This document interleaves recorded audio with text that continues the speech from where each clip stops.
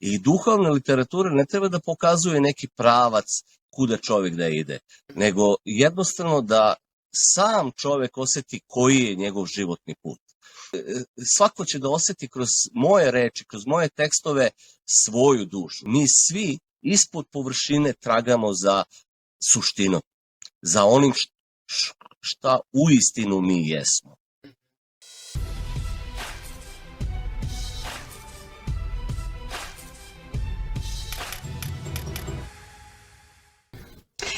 Veselim se, da v naši družbi lahko ponovno pozdravim Milana Nikolića Izano, pisca izvrstne in lahko rečem izjemne duhovne literature.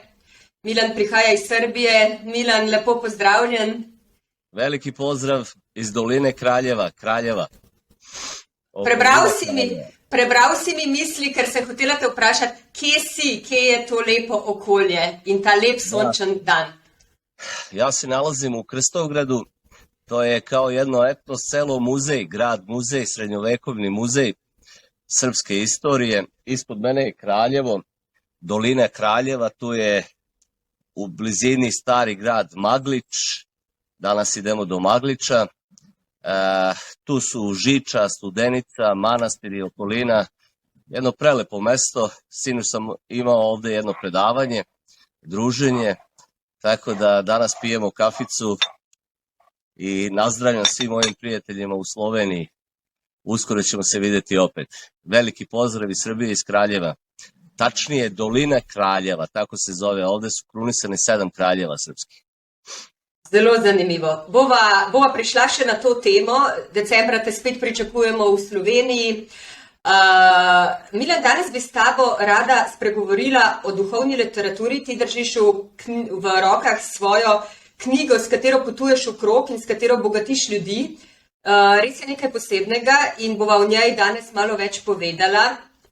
Duhovna literatura, kaj je to za tebe? Pravijo, označujo te kot pisca duhovne literature. Pa ono što ja smatram duhovnom literaturom, svaki čovjek ima svoj duhovni put, svaki čovjek ima svoj životni put. A ako čovjek piše dušom, mora svako da ga osjeti. Svako će da osjeti kroz moje reči, kroz moje tekstove svoju dušu. Tako da duhovna literatura je u suštini pisanje gde čovjek jednostavno kroz svoju dušu izrazi sve ona osjećanja da drugi mogu da osete, da njihova duša možda se probudi. Volim da kažem da je pisanje dušom u stvari slikovito pisanje, jer duša radi kroz slike. Kada ljudima budiš slike u glavi, u njima se i duša budi. I duhovna literatura ne treba da pokazuje neki pravac kuda čovjek da ide, nego jednostavno da sam čovjek osjeti koji je njegov životni put. Da ga podstaknem svojim rečima, da mu dodirnem dušu, a on sam da nađe svoj pravac i svoju putanju i svoj smer kretanja. To je po meni duhovna literatura. Sve ostalo što nas uči nekim putem kuda da idemo, šta da radimo, šta da činimo na tom putu, ja mislim da je greška. Zato se zalažem za to da postaknemo ljude, dodirnemo duše njihove, a oni će sami pronaći svoj pravac. A lahko na kratko opišeš, se pravi, za kakšno zgodbo gre? Samo na kratko, samo en povzetek. U knjiga Lanac ljubavi vodi iz prošlosti u sadašnjost. Dovodi ljude iz prošlosti u sadašnjost, a u suštini ona je iz neke daleke budućnosti došla. Znači, prati život čovjeka 14. i 15. vek koji žive na ovim prostorima. Tu se pominju i pravoslavci, i katolici, i Turci, i muslimani. I pokazuje da u svim narodima postoje dobri i zli ljudi.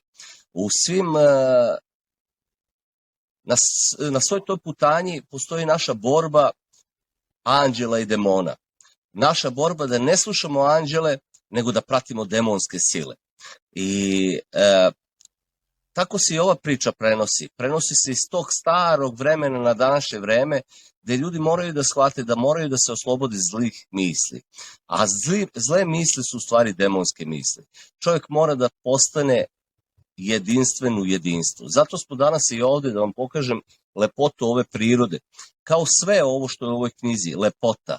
Lepota napisana kroz zlatni presek, lepota napisana kroz fraktale, lepota božanskog stvaranja koja je u nama, koje mi ne vidimo i koja je oko nas, a mi je ne vidimo. Zato treba dobiti druge oči svoje. I tu jeste cela poenta priče, da mi čitajući ovu knjigu i pratimo život glavnog junaka, mi u stvari dobijamo i priču ispod priče na duhovnom planu, da sve ovo što se nama u životu dešava kao i kod mog glavnog junaka, ima sasvim drugačiju pozadinu. I da ne postoji sudbina tela, nego postoji samo sudbina duše.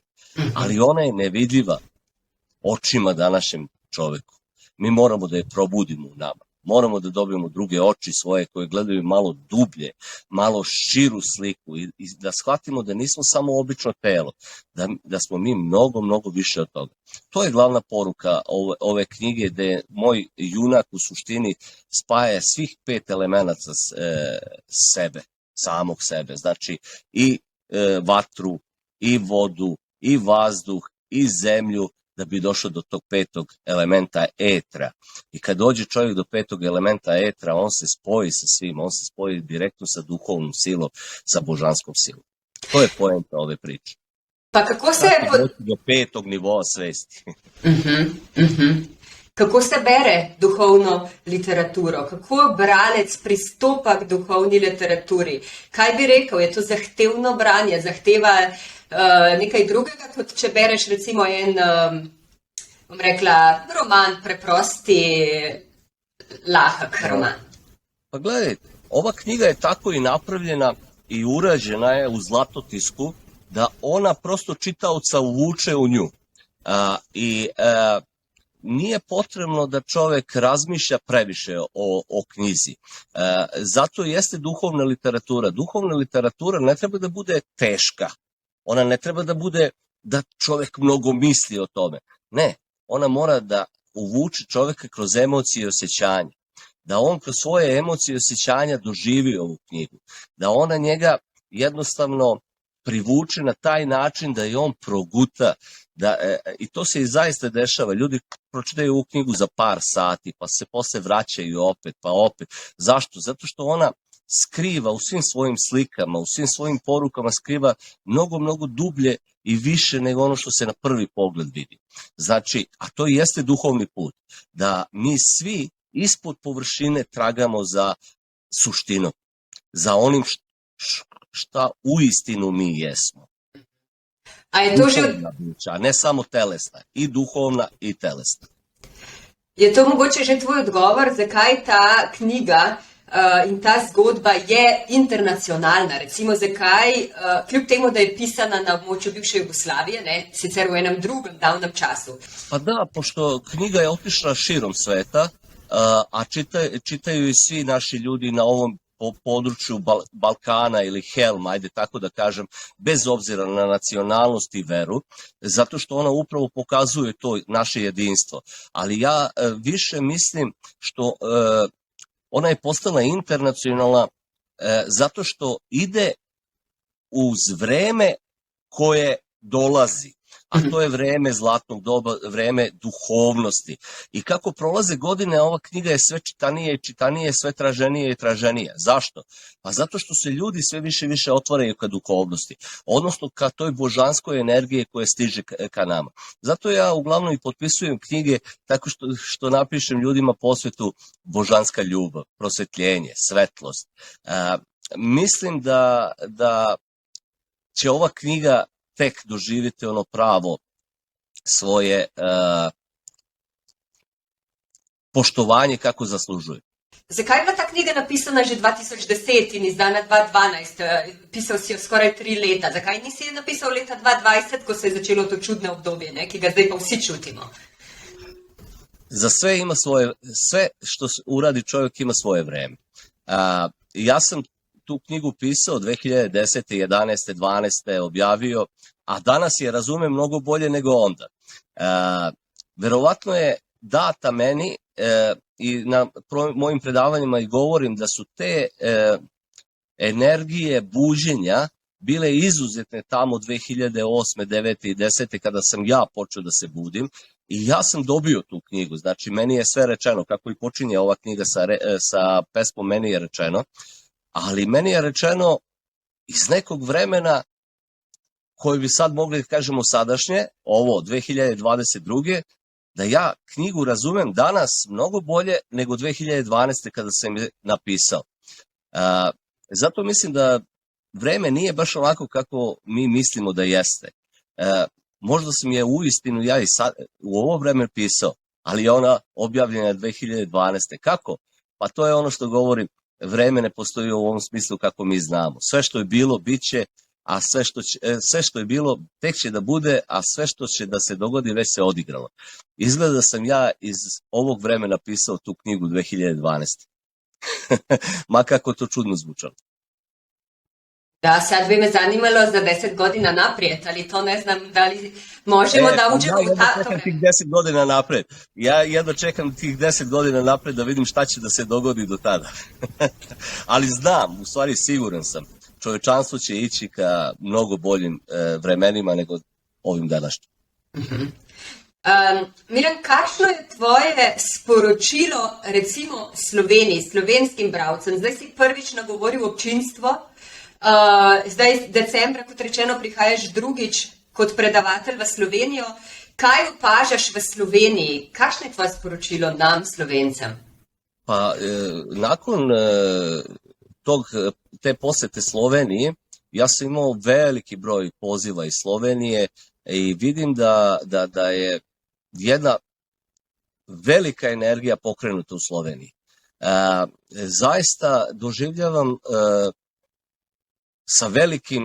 sa velikom radošću moj novi dolazak u Sloveniju, da opet vidim te ljude, da vidim ta nasmejana lica.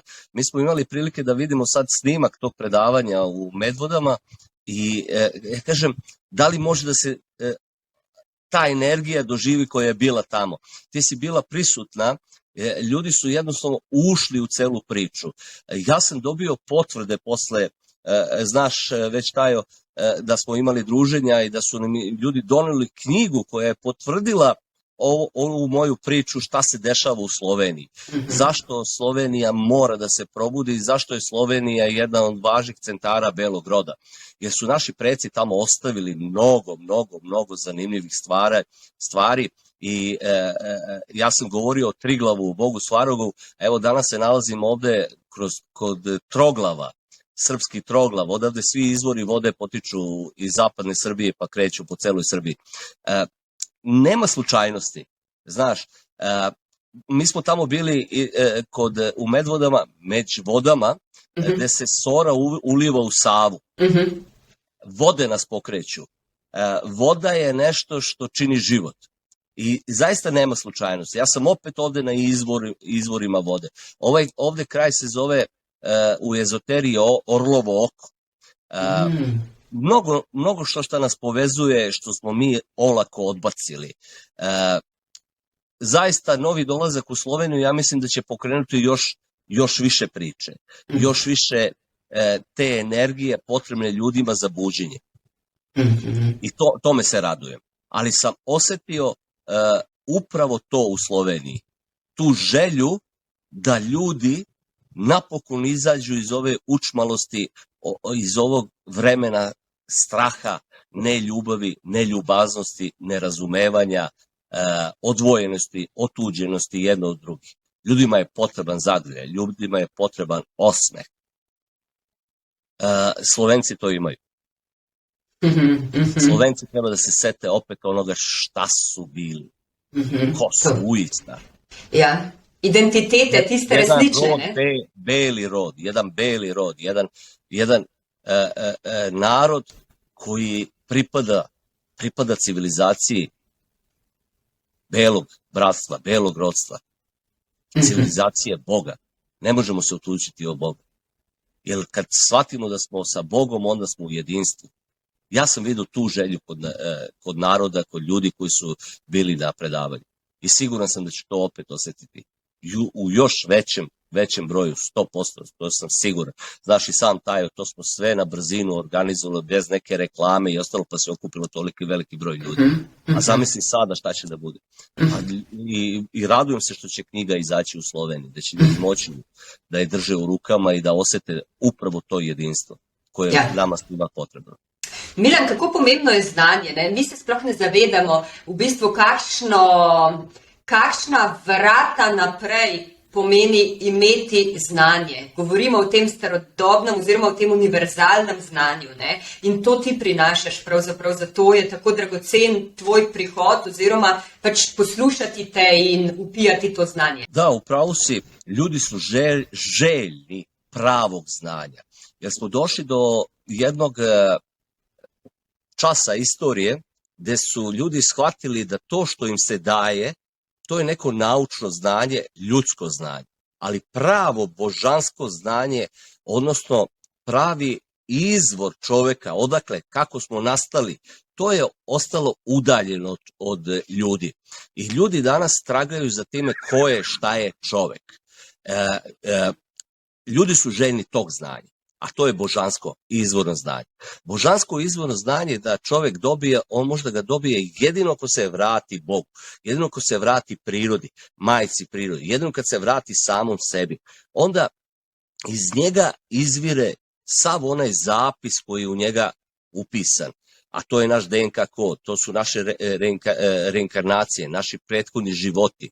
I kada počnemo o tome da pričamo, ljudi počinju da se sećaju. Kad ljudi počnu da se sećaju, to je memorija. Mi vidimo da smo u današnje vreme, cela civilizacija je napadnuta upravo na tom delu sećanja, memorije. Zaboravite ko ste, zaboravite da uopšte postojite, bićete tehnoroboti i bićete srećni. Ne, mi moramo da se vratimo bogočovečanstvu, jer tek kad se vratim bogočovečanstvu, ja sam srećan.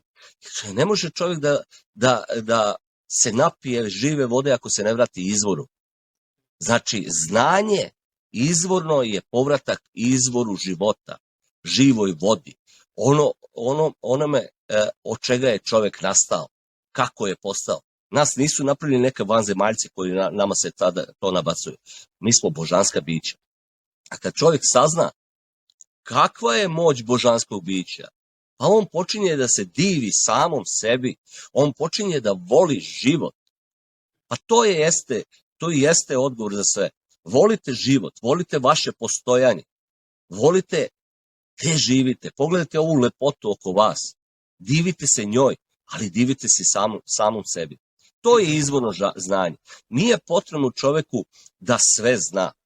Znate, i tu je velika sada filozofska razlika moja od određenih ljudi i određenih struktura koje forsiraju naučnu duhovnost, za razliku od mene koji govore o duhovnoj nauci. Zašto?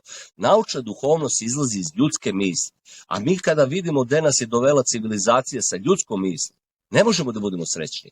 Mi moramo da se vratimo duhovnoj nauci, a duhovna nauka izvire iz misli Boga. Zato smo govorili o mudrosti. Nama su potrebni mudri ljudi. Moj rad se zasniva da svim ljudima kažem, mi smo dobri. Zaboravite na zlo. Kada počnemo tako da se vraćamo sebi, vidjet ćete kako dolazimo do pravog znanja. I u stvari te moje reči na svim tim predavanjima bude ljude da se sete, da se prisete, da dođu do svog unutrašnjeg ja i da kaže čekaj, pa ja postojim, ja sam divno biće, ja sam besmrtno biće. Šta je čovek?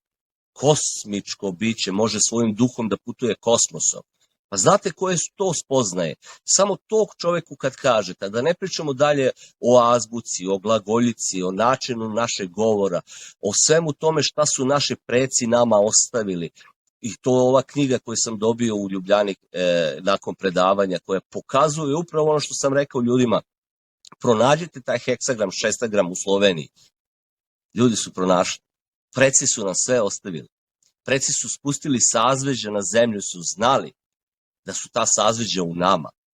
I zamislite sada to otkriće čoveka da su planete, zvezde, sazveđa u njemu. Pa on menja ceo smisao svog života. On saznaje da je besmrtan. On saznaje da je ceo kosmos u njemu. To je znanje koje su nama preci ostavili, koje mi moramo da prenesemo na potomke. Ali prvo i prethodno se mi probudimo. To je znanje koje se budi u ljudima. To je ta spoznaja i ljudi postaju nesrećni, postaju radosni. Da, i jedan je bio vrlo snažan stava kad si kazao od onoga gospoda 80 godina ili koliko je imao, živi se sproti. Da, nešto o tome, ne? Jer Živi usput. Živi život usput. Nemoj da tovariš previše na pleća ono što ti nije potrebno. Nemoj na svoje leđe da tovariš nepotrebne stvari. Nemoj da se uzbuđuješ oko stvari koje nikad neće se odigrati. Znate, mi mnogo mislimo, šta će da bude, šta će da bude, šta će da bude. I to nekako stvaramo na sebi kao težak balans koji nije nam uopšte potreban. Staviš teg na sebe koji ti nije potreban. Pusti, predaj, ostavi sve svoje emocije za sebe, budi čovek. Zato sam i završio predavanje, budimo ljudi. Budimo ljudi. Šta je čovek? Čovek je misao Boga, koja se razvija uz Božju volju i Božji dopust. Milan, ja. Čujete konje ovde u blizini. Super, pravi je bio to blagoslov, evo. Taj vrisk konja. Konj je jedna plemenita životinja, konj je toliko i pitoma i divlja životinja. Kao čovek. I čovek je pitoma i divlje biće. I pitomo i divlje biće. Ali hajde tu divljinu u nama da pretvorimo u nešto što je lepo. Mila, še eno... To se zove ljubav. Ja, za konec mogoče še eno vprašanje. Greva v december, ali že veš, kakšna bo zgodba decembra, kaj bomo decembra, ali živi se sproti, pa boš videl, s čim nam boš postregal na predavanjih v Sloveniji decembra. Da, sigurno će biti drugačije. Nijedno moje predavanje nije isto, ali ću malo ispitati sve te toponime po Sloveniji, ispitaću vaš kraj, pa ću doneti sigurno neke nove spoznaje koji su Slovenci zaboravili. Da ih podsjetim. Da ih podsjetim ko su. Krasno. To će sigurno biti zanimljivo za ljude koji žive u tim krajevima. Zanimljivo i to trebamo. To nam treba. Zanimivo in tudi rabimo to. Potrebujemo to bolj kot hrano. Obećavam da će biti još zanimljivije predavanje. Ali obećavam da će moja žena moći da govori tada. Sad se smejemo, sećate se šta je bilo. Ja, spomnimo se. Dobro, ja, Milan, samo še eno vprašanje. Vem, da sem rekla, da je že zadnje, naj bo to zadnje. Ne? Ti veliko govoriš o simbolih, o simboliki. Zdaj pa me zanima, kako naj človek prebudi v sebi to sposobnost tolmačenja simbolov. Se pravi, ko naleti na simbol, ali prebere, ali ga vidi, ali se mu pojavi. Kaj s tem simbolom narediti, kako simboli obogatijo svet? Evo jedna informacija. Postoji jedna grupa ovde i dolazi nam i prijateljica iz Hrvatske. Baš početkom decembra ćemo razgovarati o svemu tome. Mi govorimo o bilektičkom i trilektičkom pisanju i čitanju. Šta to znači? To znači da čovjek može da čita slova, simbole, brojeve, znake, rune, sve u jednom momentu. I u suštini, čitajući rune, simbole, mi otključavamo vrata univerzuma. Kako čovjek da dođe do toga? To je pitanje veliko. To je već taj božanski kod o kome sam ja pisao u nastavku ove knjige Vinčevskoj kabali u lancu ljubavi, gde čovjek zaista, kada otključa rune, kada otključa simbole, počinje da shvata da ovaj život ima mnogo višu stavku nego bilo šta. Za početak budite dobri. Za početak govorite istinu. Za početak naučite da budete ljubazni. Za početak naučite da delite ljubav. I vidjet ćete kako se sve otvara u vama. Odjednom, svi ti simboli počinju da govore kroz vas. To je pravac. A gde će ko da dođe, to sve zavisi od njega samog. Jer Bog daje ljudima znanje kada ga zasluže. Kada ga zasluže. Zamislite kolika je moć čoveka kada govorimo da je čovjek kosmičko biće. Kada govorimo da je ceo univerzum u njemu. A čovek neosvećen, ako mu se da to znanje tek tako, ne da će uništiti ovaj lepi svet, uništit će ceo kosmos. Zato nemojte da budete grabljivi, nemojte da budete egoistični i gordi u znanju, nego to znanje polako delite i delite ga sa osjećajem radosti i jedinstva svih nas, zajednice, osjećajem radosti i stvaranja nečega novog. A mi smo prisutni i vidimo da se telepatsko znanje polako širi ovom zemljom. Pa zar mislite da to čovjek radi sam? To radi uz dozvolu i volju Boga. Prema tome, ne brinite, sve će doći. Ne tražite i ne činite korake od 7 milja, nego korak po korak, korak po korak, korak po korak. I u jednom trenutku ćete shvatiti da ste prešli 7 milja. Super, I krasno, odjednom hvala. će se otvoriti u vama i shvatit ćete zašto su simboli, zašto su rune važne. A moja poruka i moja spoznaja jeste da se rune belom rodu upravo otvaraju. Godinama, 1000 godina su bile zaključane, sada se otvaraju. Zelo zanimivo, hvala. Pričamo o tome u Sloveniji. Z veseljem, hvala ti za ta pogovor, še en zelo navdihujoč in vedno svež nov pogovor, ki vsakič odpira pot še bolj. Hvaležna sem ti za to in veselim se tvojega prihoda in prihoda tvoje žene decembra v Slovenijo. Zaista se radujemo ponovnom dolasku u Sloveniju i nadam se da nećemo pokisnuti kao na Bledu prošli put. Će biti bolje vreme. Ali znaš šta pravi kiša? Ona pere, sve pere, tako da to je bilo samo... Da. Ali pogledajte novembar, nigde snega, mi smo željni snega, nadam se da ćemo ga vidjeti na planinama u Sloveniji.